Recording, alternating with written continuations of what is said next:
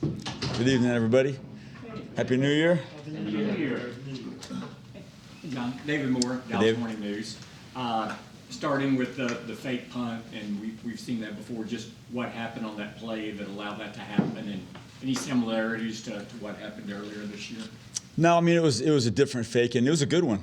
You know, sometimes you just, hey, that's a good one right there. We were in our defensive stay, and they just ran like a fake sweep, and so our corner came up and played run support, Tolbert, and the receiver, the gunner, kind of bluffed him and then just slipped past him, and they dumped it over the top. And you know, Detroit's best guy is their PP42, Reeves Maben, really versatile guy, made a great throw.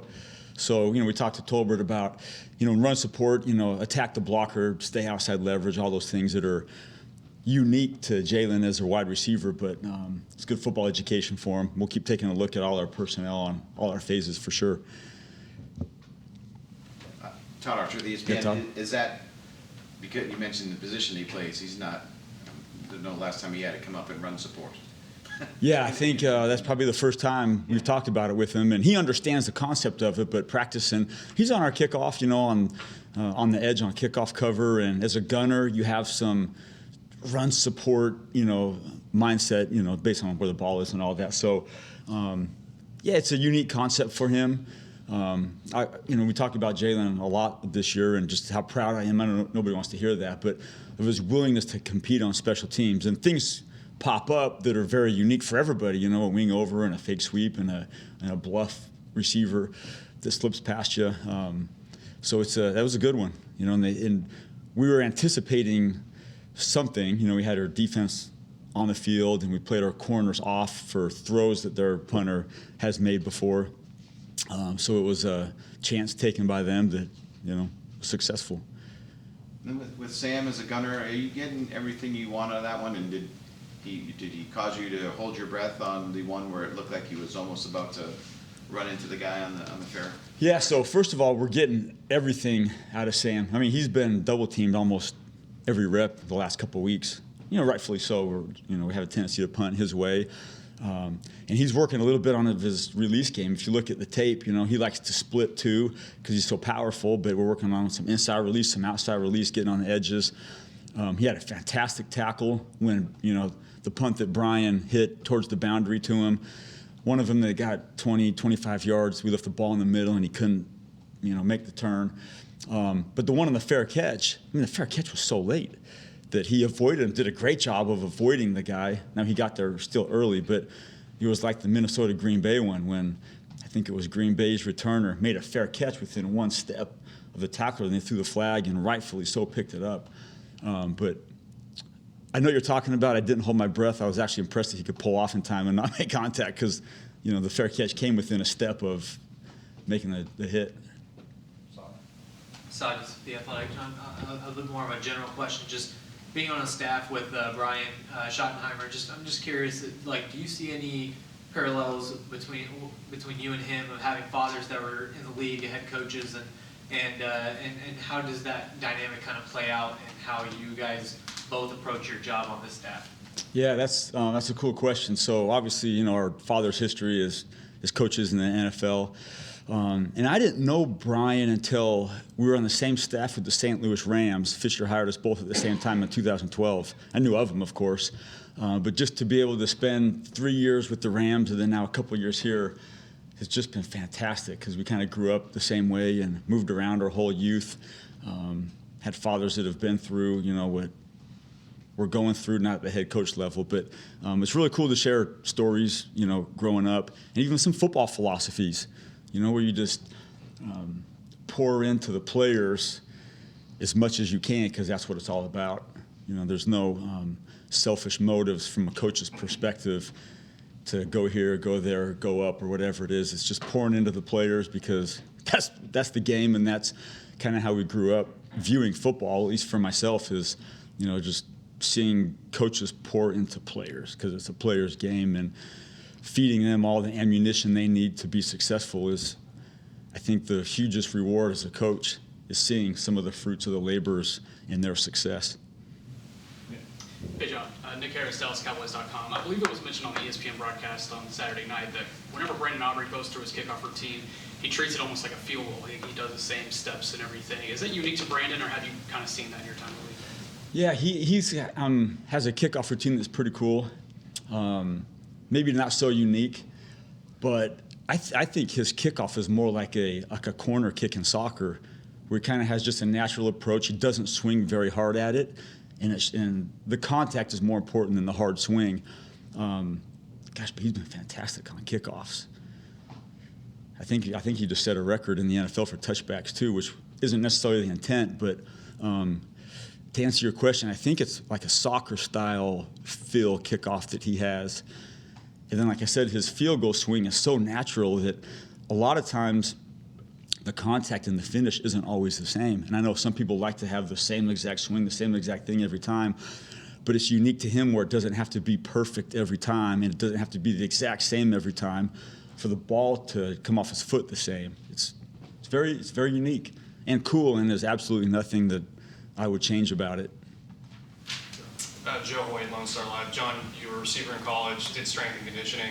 How did you end up in special teams, and why have you stayed in special teams? That's cool. Honestly, I started doing special teams because nobody else wanted to do it. And I played some special teams in college, and even when I was as a free agent with the Colts, I was, an undrafted guy, so I was on all the special teams. But I can't say that was my career ambition. I just had no idea. But probably where it started, my first coaching job, I was a volunteer at Bucknell University. And so I just kind of dove into helping the coaches that were doing it. But really my first real opportunity was when I got hired by the Amsterdam Admirals in NFL Europe. I was a volunteer. I was a strength coach and receiver coach. And Coach Luganbill was our head coach. Shout out to Al Luganbill. And he was the head coach, but also the special teams coach. And so he asked me to help him. And I was like, sure, nobody else is doing it, and whatever, coach, I don't know nothing about it, but, draw your plays or help out, whatever you want me to do. So I did a year doing that, and then went back to college for 4 or 5 years and just did it because I started to love it, but also there wasn't anybody else that was really interested in doing it, with no idea that this was going to be kind of the path I would go down. I'm like, yeah, I'll help out and do what I got to do and keep coaching receivers or running backs or quarterbacks. And then it kind of just became a thing, I guess. And I loved it, and I loved the players that did it because it was always the freshman or sophomore in colleges or the undrafted free agents and pros where you feel like you have an opportunity to help them create a role for themselves to kind of get started, playing college football or playing pro football. And I definitely don't ever see myself going back to the offense or defensive side if I have that choice. It's just a phase of the game that I love. Dave Loffenberg, Cowboys Radio. I guess two-part question, John. Have you ever been a part of a team that has had a kicker and punter having the years that obviously Brandon and Brian are having? And have you ever seen any team in the NFL have those two guys performing at that level? Yeah, gosh, now that it's so fresh, I can't think of.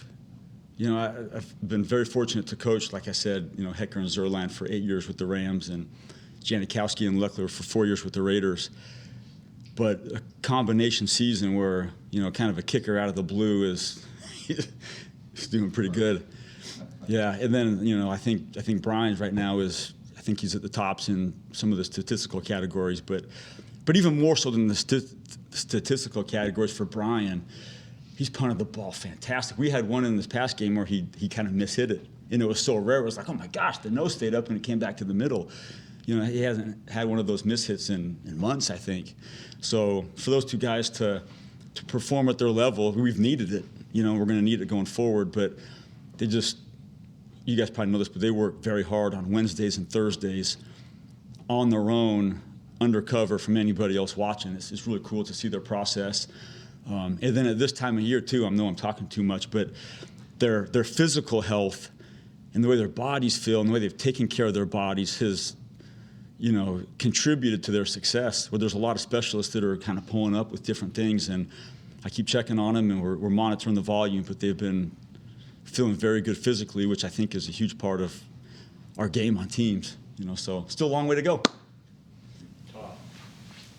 This might be among the dumber questions I've No asked you. such, so no I such thing. apologize, but- No such thing. Can you say your name one more time so we know? Clarence Hill. It's gonna be bad weather, looks like this weekend. We always hear, the quarterbacks, receivers, skill guys work with wet ball drills. Yep. Your kickers, do you have them kick, wet balls during the week just so they get used to it? If it's waterlogged, it's heavier, things like that? Yeah, it's a great question. We did it going into the Buffalo week, but we didn't put a wet ball to the foot. I just feel like a wet ball could be a little bit heavier, and that's part of the wear and tear, where I don't want them to hit a heavier ball, and all of a sudden it's like, oh, damn, sorry. But we did with the ball handling part of it. So the snap and the hold, we were snapping and holding wet balls, and then we were snapping and catching on punts, wet balls. But we didn't actually put a foot to a wet ball just for the sake of that. So remember in Washington last year, we muffed the punt. And so we remember all our miscues for sure. We address them and we work on those things. And that'll be another part of our game plan this week. With our private Wednesday and Thursday workouts, is handling with our hands wet balls. Christy with Cowboys. Great question, by the way. No, there's. Yeah. Christy with Cowboys Radio. Follow up Christy. on Brian Anker. Do you think this is his finest season? I don't mean what you were talking about statistically or flipping the field, but he's the only returning specialist in breaking in a new snapper and a new kicker. I think all-encompassing, absolutely. And I've been with him 3 years, but have studied him since he came into the league in 2012. And just his consistency this year has been fantastic. I mean, I think he's hit 2 touchbacks all year, which weren't bad punts. They're actually from out of range of the inside the 50 range. So you look at his, his inside the 20 to touchback ratio, his consistency on punts. Like I said, he had the miss hit that they kind of squirted up the middle on us, which was a very rare miss hit by Brian. And then you look at his operation on field goal, just giving confidence to the kicker. That's a huge underrated part of being a punter, is your ability to hold, and he's been fantastic. So super proud of Brian. And to answer your question, I would say this is the best season I've seen him as his coach, or even from an opponent scouting him over the years. And he's got a lot of good game left. Yep. We're good. All right, you guys. Thanks. Thanks.